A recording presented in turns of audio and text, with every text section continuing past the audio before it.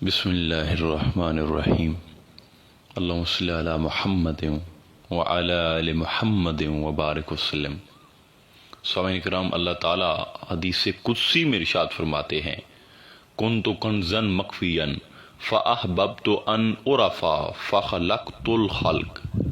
میں ایک چھپا ہوا خزانہ تھا، میں نے چاہا کہ میں پہچانا جاؤں، اس لیے میں نے مخلوق کو پیدا کیا ہے۔ سامعین کرام، انسان سے پہلے بہت سی مخلوقیں آباد تھی اس زمین پہ، آسمان پہ، مگر وہ اپنے خالق کی اس پہچان سے قاصر تھی جو پہچان کا ہنر حضرت انسان کے پاس تھا۔ یقین جانیں کہ جس انسان کو آپ لوگ عام سمجھتے ہیں یا پانی کا قطرہ سمجھتے ہیں، یہ بہت بڑا راز ہے۔ یہ انسان بہت بڑی کائنات ہے۔ انسان میں اللہ کی تمام مخلوقات کی صفات جو ہے وہ جمع کر دی گئی ہیں۔ انسان ہی طوطے کی طرح طوطا، لومڑی کی طرح عیار، شیر کی طرح بہادر، گرگٹ کی طرح رنگ بدلنے والا، پاکیزہ ہو تو فرشتوں سے بڑھ کر، شیطانیت پر اترے تو شیطان سے بڑھ کر، غرض ہر مخلوق الہی کی ہر صفت انسان میں موجود ہے۔ اب یہ انسان پہ ہے کہ وہ ان صفات میں سے کن کو اپناتا ہے اور کن سے چھٹکارا حاصل کرتا ہے۔ اگر وہ فقر کا مسافر ہے تو وہ اعلیٰ ہے، اسرار و رموز سے بھرپور ہے۔ اگر اللہ سے غافل ہے تو وہ شیطان کا ہتھیار ہے۔ اور حقیقتاً انسان اشرف المخلوقات تب ہی کہلایا جا سکتا ہے جب خیر کی صفات اس کی شر کی صفات پر غالب آ جاتی ہیں۔ دنیا کا سب سے مشکل کام جو ہے وہ آپ کو پتہ ہے کیا ہے؟ سب سے مشکل ترین جو کام ہے وہ ہے انسان کو انسان بنانا۔ اللہ تعالیٰ نے تمام ارواح کو عالم لاہوت میں روح مصطفیٰ صلی اللہ علیہ وآلہ وسلم سے پیدا فرمایا ہے۔ اس مقام پر روح کو روح قدسی کا نام دیا جاتا تھا، اور یہی روح کی وہ حالت ہے جس کے بارے میں اللہ تعالیٰ نے یہ ارشاد فرمایا ہے کہ انسان میرا راز ہے اور میں انسان کا راز ہوں۔ اس مقام پر ارواح اللہ تعالیٰ کے دیدار میں محو تھی، مستوار تھی۔ انسان کی ابتدا روح قدسی یعنی صاحب لولاک حضور علیہ السلام کی ذات ہے۔ روح قدسی کا اصل وطن جو تھا وہ عالم لاہوت تھا، اسے حقیقت انسانیہ بھی کہا جاتا ہے۔ عالم لاہوت وہ عالم ہے جہاں پر انسان یعنی انسانی روح کے سوا تمام مخلوق کا داخلہ ممنوع ہے۔ جب اس روح قدسی نے دنیا کی طرف نزول کیا تو ہر عالم کے مطابق اسے جو لباس تھا ہر عالم کا وہ عطا کیا گیا تھا۔ چنانچہ عالم جبروت میں اسے روح سلطانی کا لباس پہنایا گیا تھا۔ جب یہ جبروت سے نکلی تو عالم ملکوت میں داخل ہو گئی۔ عالم ملکوت میں اسے روح نورانی کا لباس پہنایا گیا تھا، اور عالم ناسوت میں یعنی اس عالم میں کہ ابھی جو آپ اور میں سانس لے رہے ہیں، یہاں پہ اسے روح حیوانی یعنی یہ جو جسم ہے آپ کا، یہ جسمانی لباس پہنایا گیا ہے۔ اور پھر ان پرت در پرت ارواح کو جسم کے ظاہری مادی لباس میں اس دنیا میں اتار دیا گیا۔ جب انسان باطنی اور روحانی ترقی کر کے اپنی روح قدسی تک پہنچتا ہے تو اصل میں جو ہے وہ حضور علیہ السلام تک پہنچتا ہے۔ وہاں پہنچنے کے لیے اپنی ذات کے اندر سفر کرنا پڑتا ہے، جسے انسان اس میں ذات کا ذکر اور تصور جو ہے ڈکلیئر کرتا ہے، کہتا ہے، اور مرشد کی جو نگاہ ہوتی ہے، اس میں ذات ہوتی ہے، یہ اس سفر میں مدد کرتے ہیں۔ اس سے کیا ہوتا ہے؟ آپ کا تزکیہ جو ہے نفس کا وہ ہوتا ہے۔ روح حیوانی جو ہے وہ روح نورانی اور روح سلطانی کے پرت جو ہے اترنا شروع ہو جاتے ہیں۔ جب انسان عالم لاہوت تک پہنچتا ہے تو روح قدسی کا پرت ظاہر ہوتا ہے اور اسے اللہ کی یہاں پہچان جو ہے وہ نصیب ہونا شروع ہو جاتی ہے۔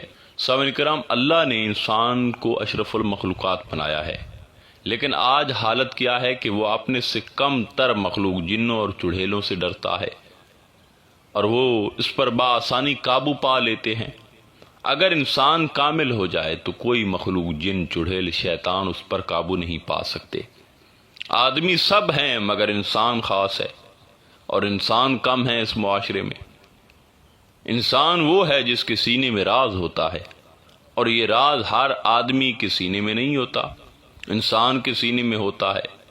جو غافل ہے اس کے سینے میں چاہے راز بھی ہو تو وہ راز سے بے خبر ہے، کیونکہ اسے پتہ نہیں ہے۔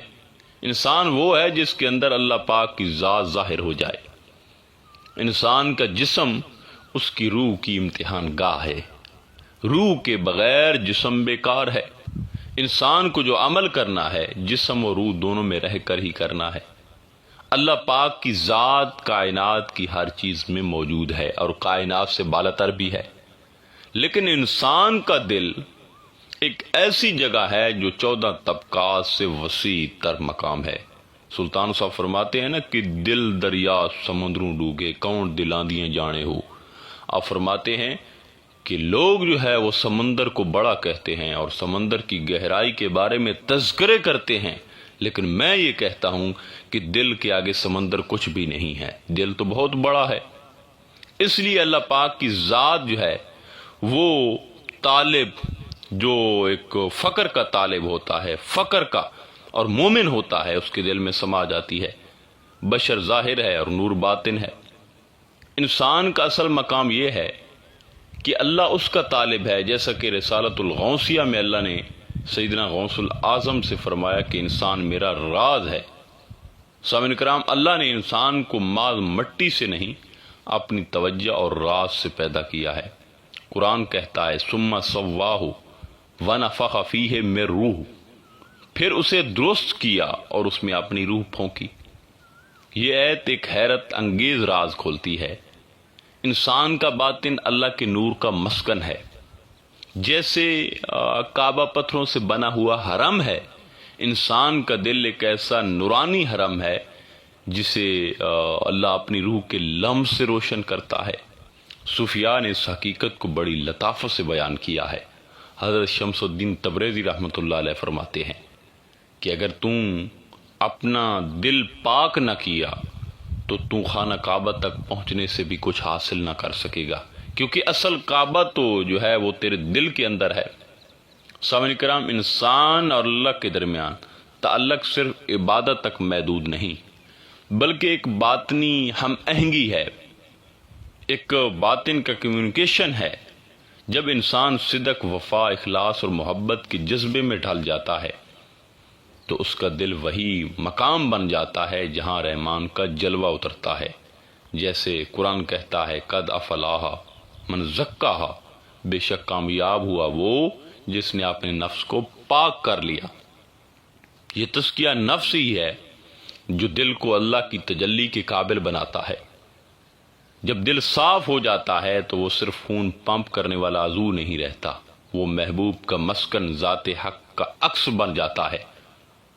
آپ اگر تھوڑا سا غور کریں تو الف سے اللہ اور الف سے انسان، اور ان دونوں کے درمیان الف سے ہی گہرا اسرار ہے، دکھائی دیتا ہے جو۔ اب اسرار کسے کہتے ہیں؟ دیکھیے، اسرار انسان بندگی سے پاتا ہے، اور بندگی یہ ہے جیسے آنکھیں بند کر کے سمندر میں چھلانگ لگا دینا اور اپنے آپ کو موجوں کے حوالے کر دینا۔ اس کا نام اسرار ہے اور اسی کا نام بندگی بھی ہے۔ اس طرح کی بندگی کہ اپنے آپ کو اللہ کی رضا کے سپرد کر دینا کہ اللہ جو چاہے گا بہتر ہوگا، نہ کوئی شکوہ نہ کوئی گلہ۔